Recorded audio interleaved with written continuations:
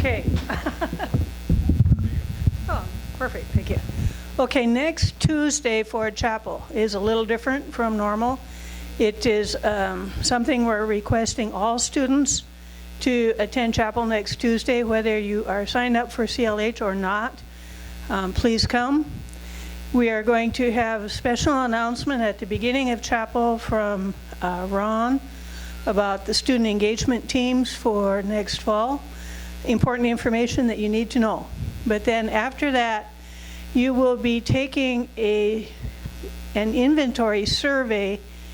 It's called Spirit Pulse. It's a 5 to 7 minute survey. You will be taking it electronically. So at 8 o'clock on Tuesday morning, you all will receive an email invitation to click on a link, go to the survey, and complete it. And this is what the college will use to just put a finger on the pulse of the spiritual climate on campus and how you feel that you are doing in your spiritual life. We are asking that you come to chapel to take that. You'll use it as a reflection time, as really think about these questions. How are you doing?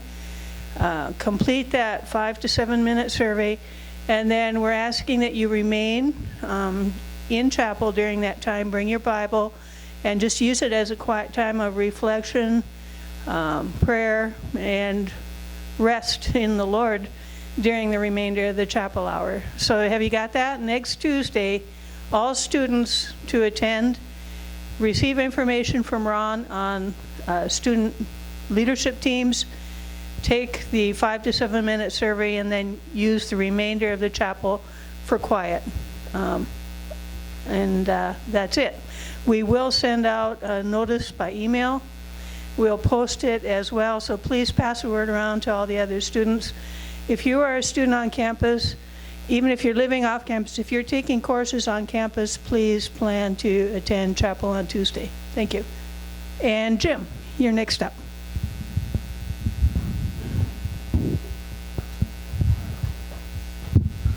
Thank you for being here this morning.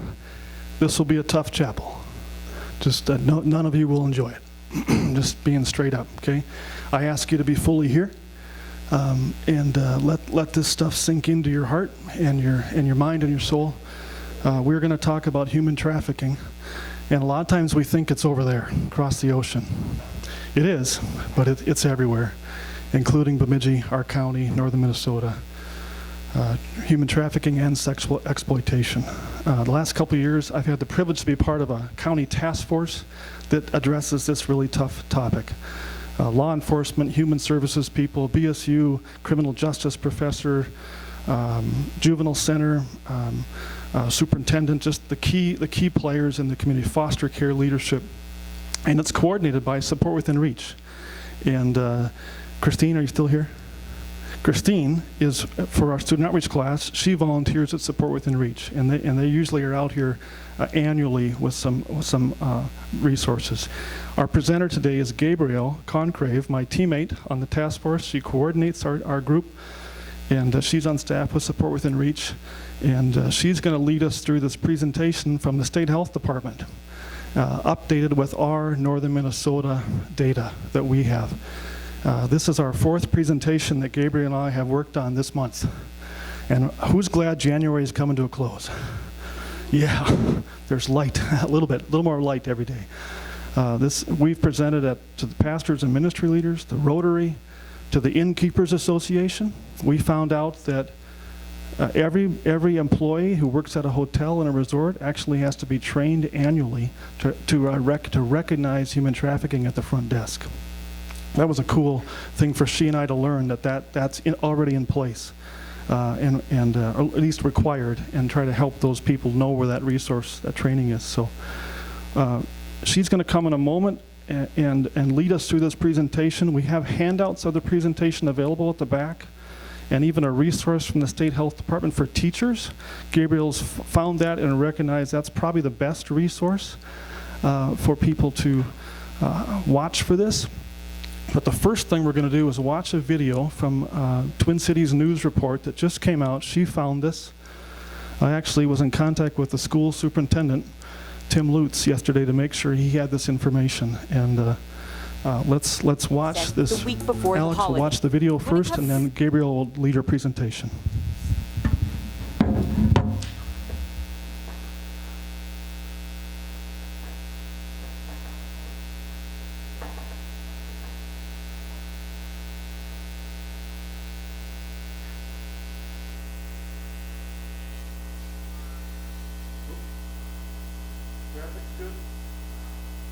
Heads up for anyone planning to park in St. Paul today or tomorrow. The city is not declaring a snow emergency, but you are asked to avoid parking on certain streets.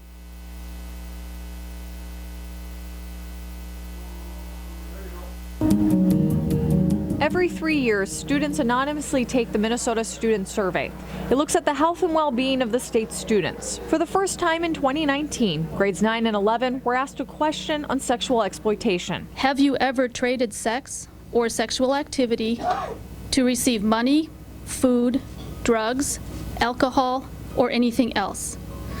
To our knowledge, this is the first, Minnesota is the first state to ask this kind of a question on a statewide survey and to develop a statewide prevalence estimate. At least 5,000 high schoolers answered yes to trading sex. That's about 1.4% of students. We believe this is an underestimate, and perhaps significantly underestimated. This confirms, frankly, what community leaders on the ground have known for a while. This is happening here in Minnesota, and it is harming our young people. Commissioner Jan Malcolm with the Minnesota Department of Health says they took the results and partnered with the University of Minnesota's School of Nursing. Researchers there analyzed the data. We've noted slightly higher rates in northern Minnesota compared to the metro area. We found that girls and boys are involved in trading sex at roughly the same rate.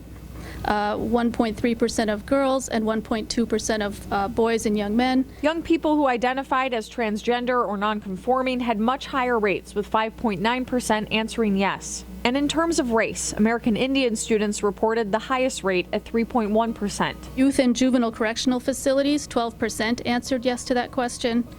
Students who have ever been in foster care, 8.1% answered yes. These data show that high school students who are already experiencing other hardships and traumas, such as homelessness, sexual violence, foster care, poverty, and racism, are more likely to report that they have traded sex. At the same time, data showed these same students have hopes and dreams of going to college, a vocational school, or joining the military. The state's Safe Harbor program works to give young people the tools they need to leave sexual exploitation and human trafficking. Now, with this data, we know even more, and we can continue to build and improve our system's response and work to prevent sexual exploitation and human trafficking. One of those resources is the Not a Number program. Not a Number is an interactive 5-module prevention curriculum designed to teach youth how to protect themselves from human trafficking and exploitation through information, critical thinking, and skill development. Those involved will now use all this data to help reach more youth by taking a public health approach. We can use this information to guide our programs to reach the youth that we may not have previously been reaching. So because it's only one question, there are a lot of details that we don't know. One of those, for example, was who are the perpetrators in this situation? Are they adults or other teenagers? And while we don't know that answer, researchers said past data suggests that it's both. There are also situations when peers work together to figure out ways to survive. The news is a bit shocking, and I'm Yeah. sure there's plenty of parents out there right now that are thinking to themselves, my goodness, I had no idea. Right. And the hardest thing to hear was that the kids who are not as privileged as other kids were the ones that were hit the hardest by this. Right, and yeah, they're working on different programs and ways to reach out to all different populations during this. Well, let's hope they can get it fixed. Yeah. Thank you so much. Appreciate it, Heidi.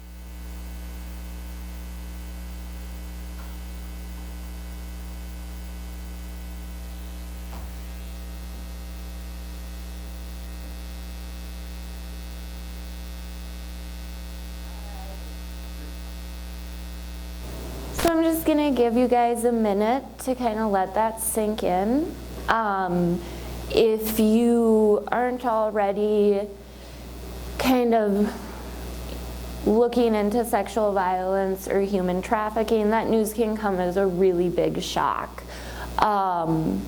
Even as a sexually exploited youth coordinator, seeing it written out was sobering, even though it does confirm what we've already known. Still, to see the statistics is really kind of heartrending. So this presentation is going to focus on human trafficking. We're going to be focusing mostly on sex trafficking as opposed to labor trafficking. We're going to look at Minnesota's response to trafficking, kind of focusing in on the Northwest region. We're going to talk about local resources available for you as well. So what is human trafficking? When one person obtains or holds another person in compelled service. Human trafficking, as I mentioned before, can be broken down into sex trafficking and labor trafficking. There is some overlap between the two. I believe it's about 4% overlap. Labor trafficking would be like usually something that happens in hospitality situations, migrant workers, magazine salespeople, that sort of thing.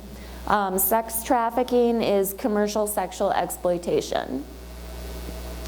So, sex trafficking does happen everywhere. It happens in metro areas, it happens in rural areas, it happens in foreign countries, and it happens right here.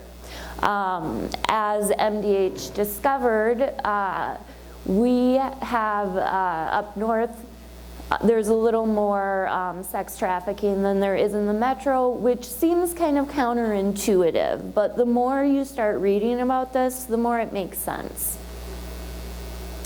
So the legal breakdown of human trafficking involves action, means, and purpose. So the action is, what did the trafficker do to get the victim? This involves recruiting, transportation, perhaps harboring the victim, enticing them, or obtaining them in some other manner. The means, how the victim was brought into and kept in the situation. Federally, forced fraud or coercion needs to be proved unless the youth is under 18. In Minnesota, any means is recognized. The purpose or goal of trafficking, in labor trafficking, it would be forced labor or debt bondage. And then for sex trafficking, it would be any commercial sex act or prostitution. So one thing you might want to be thinking about is if you've ever encountered a situation that seems a little bit suspicious, where something seemed a little off. Maybe an older controlling adult with a younger person, that sort of thing. And sometimes you just get a gut feeling that something's not right too. All right, so one thing through Safe Harbor and Support Within Reach that we try to do is change the narrative on what human trafficking is and who the victims are. So if we look at this first picture, we see a white woman with a barcode on her forehead and a rope around her neck. Metaphorically speaking, like artistically speaking, it's a very powerful depiction of human trafficking, but that's often not the reality of it. This second picture reinforces stereotypes that victims are women, perpetrators are men of color. A lot of times, victims are not kidnapped. It's not like the movie Taken. I mean, of course, that does happen, but by and large, that is not the case.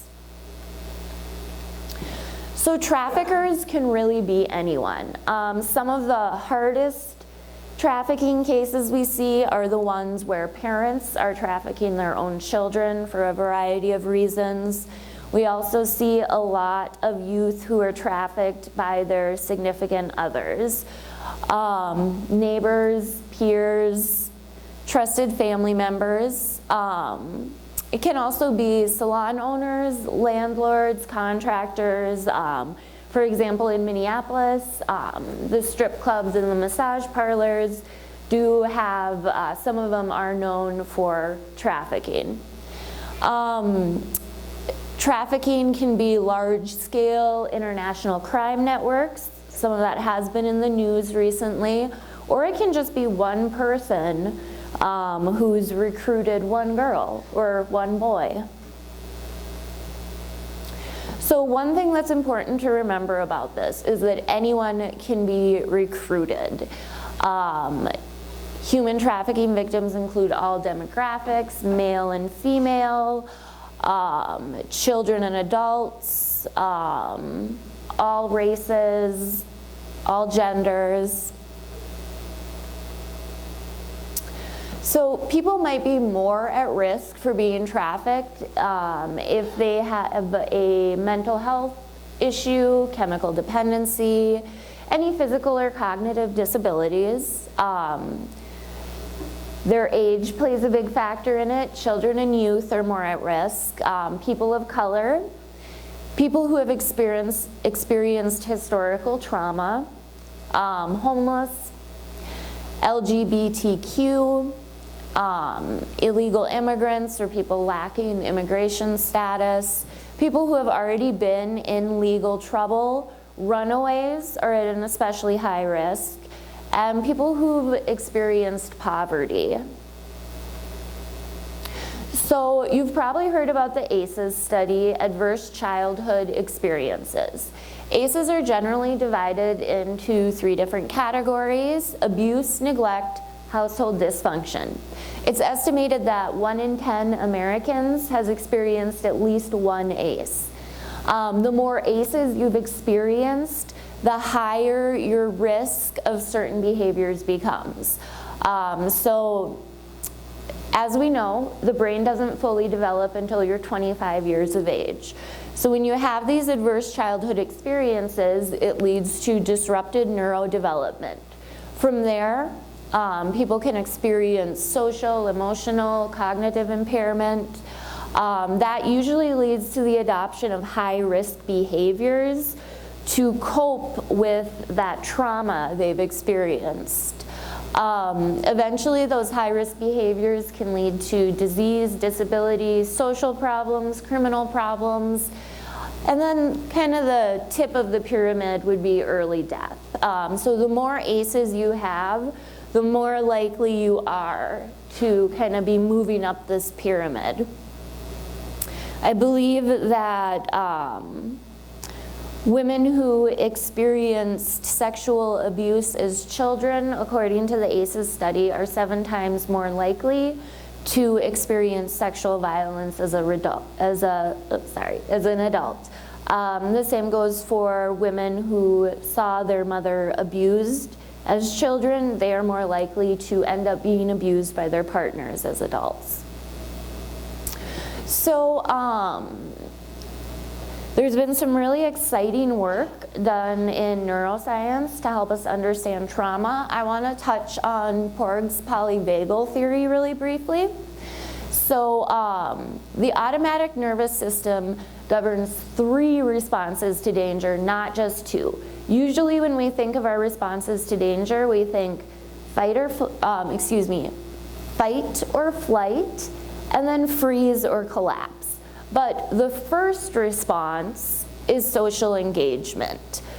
Usually before we do anything else, we try to call for help from another person. We try to reach out to a trusted adult. People who have experienced a lot of trauma in their life are more likely to automatically go to that freeze or collapse response, so that is one thing to keep in mind. But so one of the questions that we're kind of looking at is, are we missing social engagement cues from our youth, or has the prevalence of trauma in our society created an environment where our children don't think we're going to protect them or help them if we reach out? So mapping the demand was a study done in Minnesota to figure out who is buying sex. So generally, sex buyers are going to be middle-aged, white, married men. Many buyers do want young adult victims, and some specifically seek out minors. Most sex buyers travel during the workday between 30 to 60 miles to buy sex. Some of them will travel farther to purchase a minor, or if they have some sort of special interest, they'll travel farther to get that fulfilled. So we're looking at people who have kind of white-collar jobs where they can leave work for, you know, an hour or two in the middle of the day, where they have that freedom. Sex is also purchased during business trips, bachelor parties, hunting and fishing trips. I know up here you hear a lot about stuff happening at deer camps and things like that. This is the map and from the study, and it's interesting to note that Bemidji is featured pretty prominently on there. These arrows are kind of the path that sex buyers travel to procure what they're looking for. And what's interesting is you'll notice there's 3 arrows going into Bemidji. So there are people leaving Bemidji to procure sex, but there's more people coming in. So in Bemidji, we've had proactive buyer enforcement since 2015. When they've done stings, the average response to ads placed was greater than 500. I believe Heather Holden talked about a recent sting and said that they had over 1,500 responses within just a day or two. In Bemidji, we're seeing a lot more solicitation of minors as opposed to prostitution crimes, and we see a lot of survival sex. So survival sex was mentioned in that news clip we saw, and that is when you exchange sex for food, shelter, drugs, alcohol, even though we might not think of those as something necessary to survive. When addiction comes into play, the victim survivor does think of them as something they need for survival. Also, runaways are being recruited from the Bemidji area. And we've been seeing more and more ads placed locally since 2017. So Bemidji State University was kind enough to provide us with this graphic. If you bring your attention to the red arrow, one of the questions asked was, someone appeared to bribe you with a reward or special tickets. So luckily, 0% of students reported faculty or staff attempting to do that. However, let's see, blue is all students, so about 2% reported that a peer attempted to bribe them, and about 4.2% reported that someone who was not a student at their college attempted to bribe them. So how does sex trafficking happen? Basically what we're looking at is you have a human and there's some core need in their life that is not being met.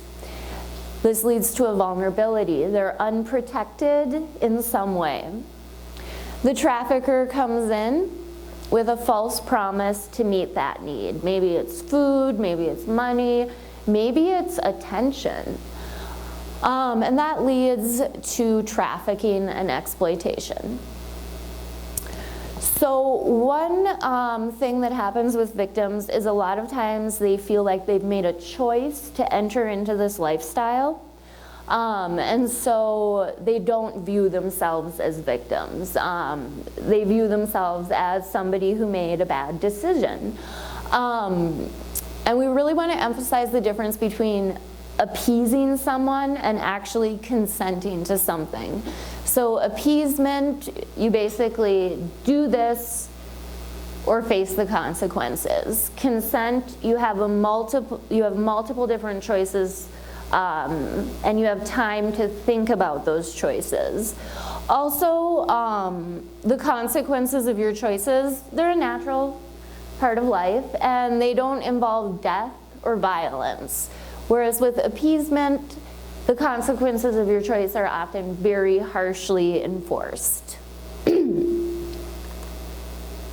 So another thing we see a lot of times is trauma-coerced attachment. This is kind of like Stockholm Syndrome. That term's fallen out of use. But it's a powerful psychological manipulation by traffickers where they basically convince their victims that the victim is in love with the trafficker. It kind of mirrors an abusive relationship with a narcissist in some ways, where the trafficker gives love and affection, attention, and then they'll become harsh, cruel, scornful, abusive, and it goes back and forth like that, kind of in a cycle. And I have to say, in my personal experience working with youth, I think that some of the most damaging or some of the most ingrained trauma I've seen from their trafficking experiences comes from this trauma-coerced attachment. It comes from their belief that they are in love with their trafficker. So some signs of sex trafficking, and some of these can be angsty teenagers, just in general. But youth will avoid eye contact, maybe be very anxious or hostile. They might be wearing clothing that seems really inappropriate for the weather or the setting. Usually they'll be with a over-controlling or abusive older person. They don't have control over their schedule, money, proof of identification, personal items. You might see signs of physical trauma, bruises, cuts, burns, scars. They might lie about their age, where they've been, who they've been with. Also, they may be carrying a lot of cash, prepaid credit cards, and multiple phones, like those little throwaway phones, that you buy and put airtime on. So why don't trafficking victims leave? Wouldn't everybody want to leave? Well, we did talk about the trauma-coerced attachment. Also, fear is a really big factor. Oftentimes, traffickers will make an example out of another victim. There's usually actual or threatened abuse, sexual assault, or violence to the victim, maybe even to their family or friends. Traffickers create a sense of dependency by taking the youth's money, identity documents. Sometimes they're the only source of housing, food, or clothes. Also, the trauma-coerced attachment induces guilt and makes the youth feel indebted to their trafficker. Sometimes traffickers will get girls pregnant on purpose. Traffickers will also create or exploit chemical dependency in their victims. They also seek to, much like an abusive relationship, they seek to isolate their victims from people who would support them. Psychological factors, I agreed, so it's not illegal. This is my choice. I've done too much to go back to a normal life. And also, when you're in a very traumatic situation, your mind is going to begin to normalize the violence and abuse you experience so that you can live with it. As far as I've done too much to go back to a normal life, I would really recommend checking out the website. I believe it's called lifecycle.org.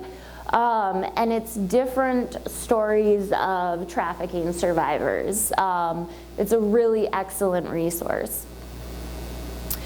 So in our society, we do have this bias. We have our good victims and we have our bad victims. So a good victim is going to be white, female, vulnerable, and young. She's innocent. She was kidnapped. She's grateful for being rescued from her trafficker. She's a US citizen and an English speaker. The bad victims, and really, it's just more complex, so we think of it as bad, or society thinks of it as bad. These are going to be people of color. A lot of times there's going to be a history of juvenile delinquency or some sort of a criminal record. LGBTQ, gender nonconforming, a victim who defends their exploiter, undocumented immigrants, and men. We have this idea that men can't be trafficked, men can't be raped, they're guys, they must enjoy it, and that is just simply not the case.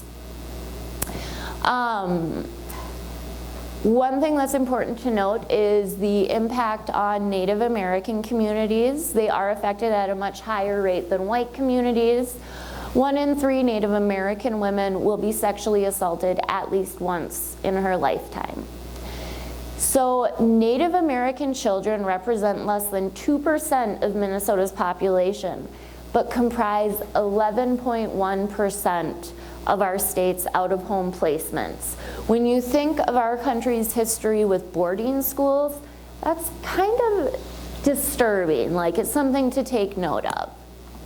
So in 2015, the National Congress of American Indians found that an estimated 40% of women who are victims of sex trafficking identify as American Indian, Alaska Native, or First Nations. That's huge, 40% of all trafficking victims.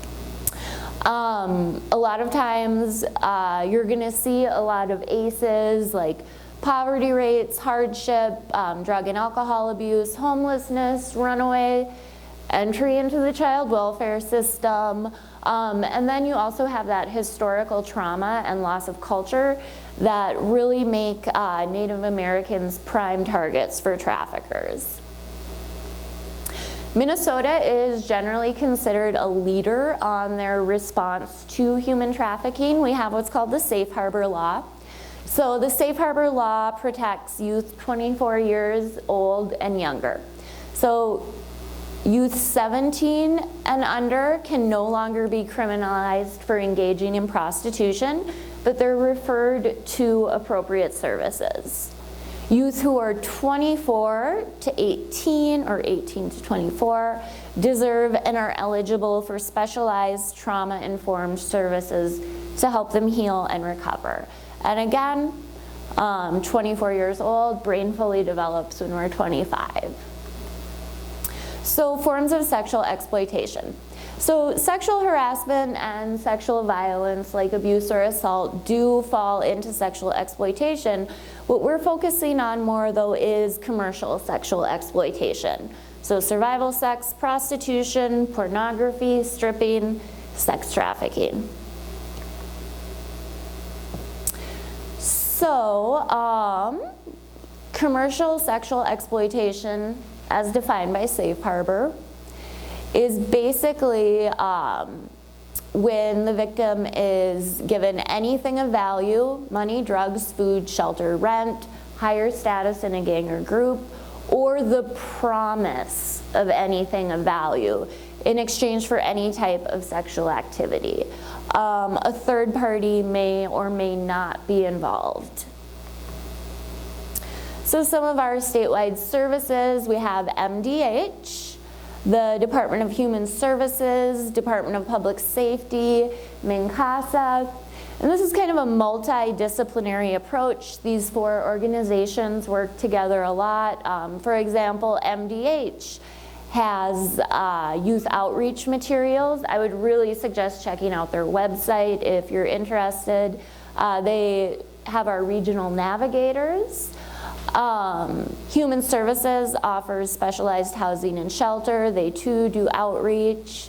Public Safety, there's a statewide task force. They do training and consultations. And then MNCASA sets up protocol guidelines for dealing with survivors. So Safe Harbor Services, you'll see up here we have a regional navigator, housing, and other services as well, which is pretty fortunate because otherwise the northern part of the state is looking a little bare. All right, so regional navigators are basically the experts on exploitation and trafficking in their region.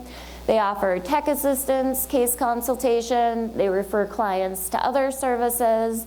They do a lot of professional training, community education, and they work with a lot of other agencies in a multidisciplinary fashion. Some of our Safe Harbor resources include support within reach. So District 1 is Beltrami, Clearwater, Hubbard, and Cass. Evergreen Youth and Family Services, they have a drop-in shelter. Actually, I'm going to be teaching Not a Number there in March to some of the kids.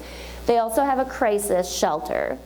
North Homes has locations in Bemidji, Grand Rapids, and Duluth. Here in Bemidji, we have the girls programs, which are specifically, they have 2 houses. One of them is specifically for sexually exploited youth. The other one is for youth who are at a higher risk of being sexually exploited. Excuse me, girls only though, not boys. All right, so some of our Northwest specific responses, like Jim said, we are both on HAASTE, the Headwaters Alliance Against Sexual Trafficking and Exploitation. Our mission is to address all forms of sexual exploitation through community awareness and education. So we have a lot of people from different agencies working together to make a lot of different stuff happen. You can see at that 4th bullet point, those are the different agencies. Trust, Tribes United Against Sex Trafficking. Their mission is to reduce sex trafficking activity on tribal lands and in Native communities through partnership and collaboration among Minnesota's tribal nations. And 10 of the 11 recognized tribes in Minnesota participate in Trust. So prevention and early intervention. These are some of those Safe Harbor outreach materials I talked about. I know you're going to be seeing some of the outreach cards around town pretty soon. We're getting them printed. This is a great link to go to if you want to check out some of this stuff. Let's see, so they talked about Not a Number in the news presentation, or excuse me, news story. This is an amazing curriculum. It's for youth ages 12 to 18. It really focuses on self-advocacy, empowering youth, and peer-to-peer prevention. So one of the things that we're hoping Not a Number can help encourage is that first response to danger, social engagement. There's also the Don't Buy It project, Men as Peacemakers. They have a pretty great website, lots of awareness materials. So, yes, I have time to talk about it. So, because there are so many victims of human trafficking, I feel like it would be disingenuous to do a presentation that doesn't at least talk about the healing aspect a little bit. So you'll see the 8 dimensions of wellness. You've probably seen this before. It gets used a lot. If you're interested in working with trauma survivors, I really recommend this book, The Body Keeps the Score, by Bessel van der Kolk. It's excellent. I'm about halfway through it right now. So what we've seen in the last few decades is the emergence of a couple different branches of science that are helping us understand how the brain works and how trauma affects the brain in ways that we really didn't understand before.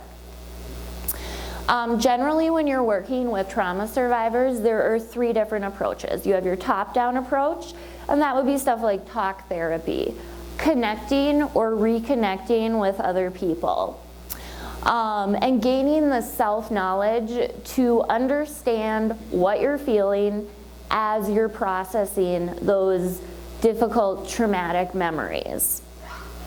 Medicines are also used, prescription or otherwise, to help shut down inappropriate alarm reactions. There's some really interesting new natural therapies coming out. If you can dig around for them.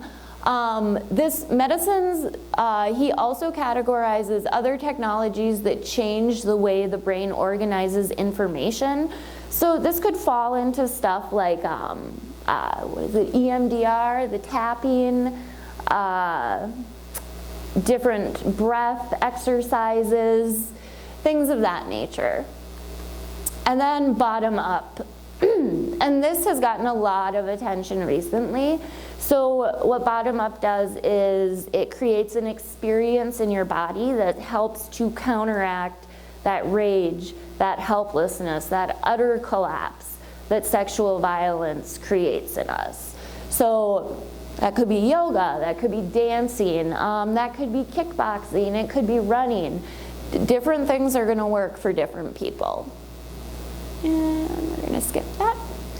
So one thing to think about, I know you're college students, but how does trafficking intersect with your life or your work, your planned work? Do you think there might be situations where you've identified trafficking without maybe knowing what it was? And another thing to think about is how would you respond if you identified trafficking? One thing I would also like to add to this is ask yourself, what can I do to make the world a better place? You know, maybe you want to volunteer your time.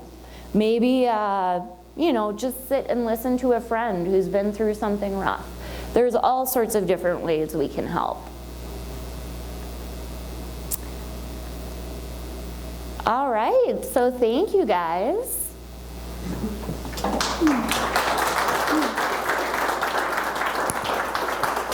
Couple questions, maybe? Oop. We got a minute or two, Matt? Your call.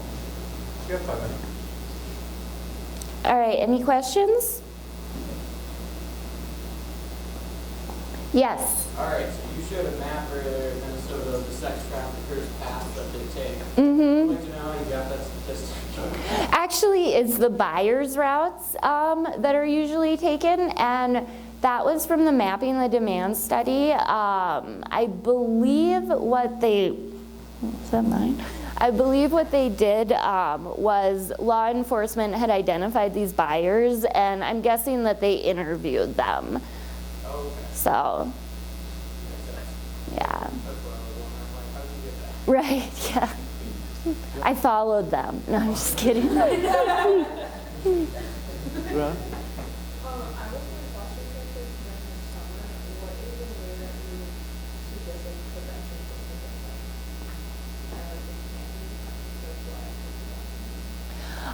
I think that, you know, listening is a big part of it, and you might hear little clues here and there. If you work with foster kids, I'm guessing you're good with kids and able to engage them in conversation. Just get them to talk to you and start bringing stuff up, you know, asking them questions if they say something that seems a little off. Another thing to keep in mind is if a child ever comes to you with being like, this has happened to me, believe them 100%. And report it to the foster care supervisor. Yes. Okay? Just listen and don't assume they know. As a foster parent, Jenny and I would say that. So, one of the things on Monday when we presented at Rotary, one of the community leaders asked, so how do we help a victim see that they're a victim? And you guys had a really strong reaction, and it was Gabrielle and then 2 police officers, Red Lake Police and Bemidji Police, that were part of that presentation. You want to comment on that? Yeah, victims oftentimes do not believe they are victims. And if you tell them they are a victim, forget about it. They don't want to work with you. They don't want to talk with you. They just did this one thing for their boyfriend a few times.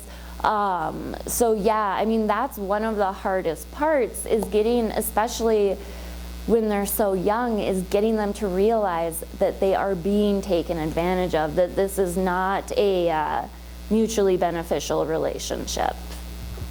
The police officer said that her goal was not to convince the victim they were a victim. Her goal was to build a case that would stand up in court that would lead to the conviction of the perpetrator. That was her goal. Mm-hmm. So anybody else, one more question?